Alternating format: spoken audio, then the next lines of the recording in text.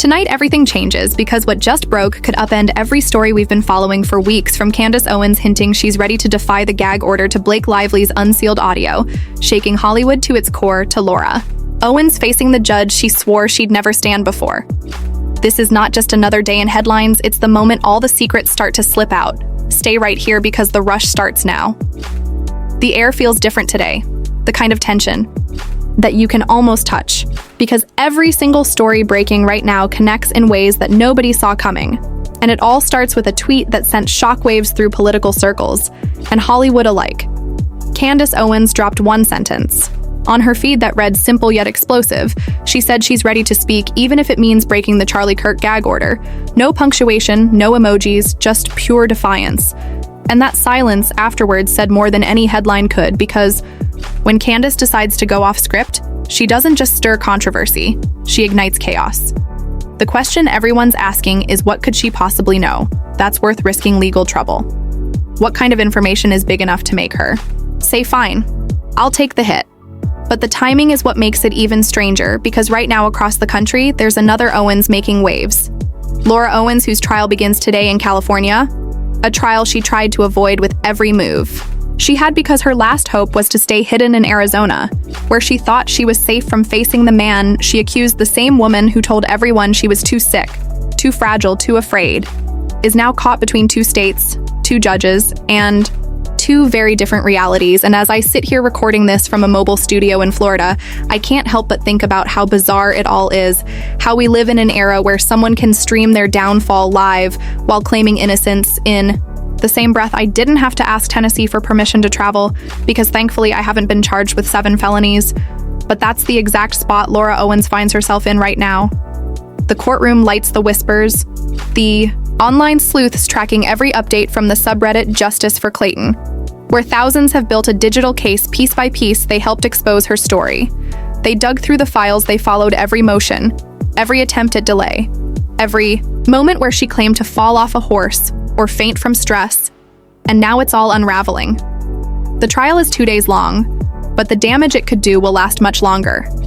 Today's hearing is about control, tomorrow's about truth, and the irony isn't lost on anyone, because this whole saga started when Laura Owens claimed she was the one who lost control, when in fact every single thing she did was about gaining it, manipulating narratives, weaponizing sympathy, and turning chaos into content.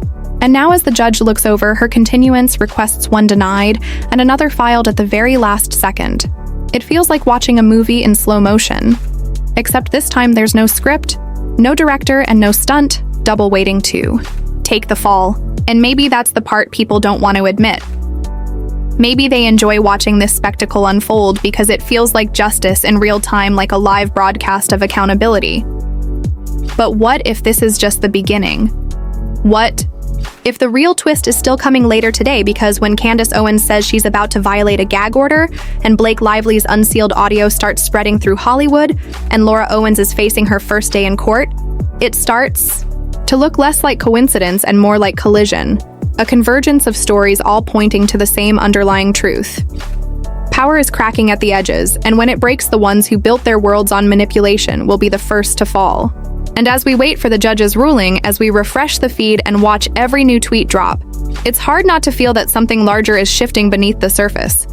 Maybe this is the moment where all the facades start to crumble and we see the people behind the headlines for who they really are, fragile, flawed, and desperate to hold on to control for one last day. Somewhere between the courtrooms and the headlines, another storm was brewing this time. Not in politics or reality TV, but in Hollywood itself, because the moment Blake Lively's unsealed audio hit the internet, it felt like someone had ripped the curtain wide open, revealing conversations that were never meant to be heard. And the world started to ask, how did it all come to this? How did one of the industry's most adored figures find herself at the center of a legal and moral whirlwind that keeps spinning faster by the hour? The clip was raw.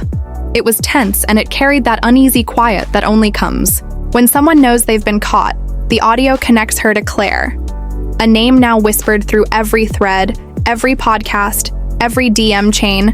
Claire, the mysterious link between Blake and the studio, the person everyone suspects may have been the key that unlocked the door to this entire mess. And once the recordings went public, Suddenly, theories began to multiply. Who set this up? Who benefited? And most importantly, who knew? Because the conversation between Claire and Steve Sarowitz wasn't just casual talk. It was a blueprint of strategy, power, and damage control. Steve, the executive, whose voice wavered between businesslike calm and nervous calculation, spoke about two bodies. Blake and Ryan, not literal bodies, but reputations, livelihoods, futures. He said they'd be dead to him, meaning cut off, erased professionally, finished. And as shocking as that sounded, the real question was, why include Ryan Reynolds at all? He hadn't been publicly involved. He stayed out of the filings, out of the hearings, and out of the spotlight. But if Steve's words meant anything, it was that Ryan had a role somewhere in the shadows, and the speculation grew that maybe this wasn't just Blake's fight, maybe it was theirs together, or maybe it was hers alone and his silence was his own form of defense. What made this story hit harder is the way it exposed the fragility of Hollywood alliances, people who had once shared red carpets and inside jokes now quietly distancing themselves from Blake, unsure of what would be revealed next. Because when you're surrounded by lawyers and PR agents promising victory, they'll tell you anything to keep the retainer checks coming. And that's exactly what one TikTok creator pointed out. She said Blake's lawyers scammed her, convinced her she had a winning case when all they saw was billable hours and endless media coverage. And maybe that's the saddest part of all, the illusion that power equals safety. The belief that fame can shield you from reality, and when it doesn't, the crash is spectacular. What if Blake was never the mastermind? Just another pawn convinced she could win a game that was rigged from the start. Her fans are split. Some defend her, saying she's been targeted. Others say she orchestrated her own downfall by trusting people who saw her as a paycheck, and as the leaked audio circulates, the sense of dread deepens. Not because it reveals violence or corruption, but because it reveals vulnerability. The moment where you hear someone realize too late that the people standing beside them are the same ones pulling the strings behind their back. Hollywood thrives on control. But this time, the illusion shattered in a single recording the same way. Laura Owens' courtroom act is collapsing, and Candace Owens' rebellious tweet might collapse political order for a day. All three women, different worlds. Same theme trust. Once it breaks, it can never be rebuilt. And as the cameras flash, statements release, and the public pretends to move on. There's one lingering truth that can't be ignored. Every secret eventually finds its echo, and every whisper eventually becomes a headline. While the entertainment world was still reeling from the Blake Lively revelations, the news cycle took an even stranger turn, because out of nowhere, a story emerged from France that seemed almost too cinematic to be real. The Louvre, the most iconic museum in the world, had been hit by a heist, and not just any heist. This was fast, precise, and executed with the kind of confidence that only comes when someone knows exactly what they're doing. 8 minutes. That's all it took for thieves to snatch priceless jewels from under the nose of French security and disappear without a trace. No alarms, no dramatic chase, just an eerie silence that left investigators baffled. The French police discovered a ladder left behind, along with tools. Gloves and gasoline. Apparently, the thieves had planned to burn their evidence but ran out of time. They vanished into the Paris night, leaving behind chaos and humiliation for a nation that prides itself on sophistication and order. And as absurd as it sounds, the parallels to everything else happening this week were impossible to ignore. Because what are these scandals, if not heists of a different kind? People stealing truth, bending perception, lifting reputations, or destroying them all. In the name of control, the Louvre robbers may have taken crown jewels, but in Hollywood and politics, people have been taking trust and dignity for years. And somehow that feels like the greater crime. The French media called it a national embarrassment. Security experts were quick to assign blame. Some said it was understaffing, others said complacency.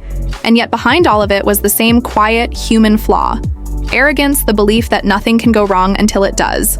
Maybe that's why this story struck such a chord, because it reminded everyone that no system is untouchable. Whether it's the Museum of France or the celebrity hierarchy of Los Angeles, even the most carefully guarded walls can crumble with one bold move or one viral leak. It's almost poetic that the robbers were mistaken for actors. At first, tourists thought a movie was being filmed because the world has become so accustomed to spectacle that no one can tell what's real anymore.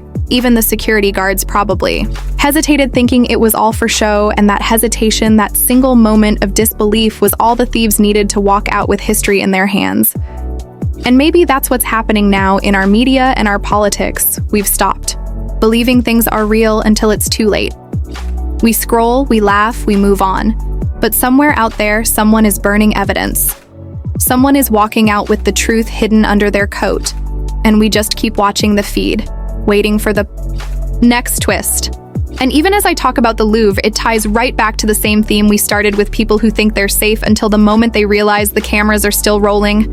Candace Owens taking a swing at silence. Laura Owens trying to outrun a courtroom, Blake Lively realizing her own lawyers might have led her into the storm.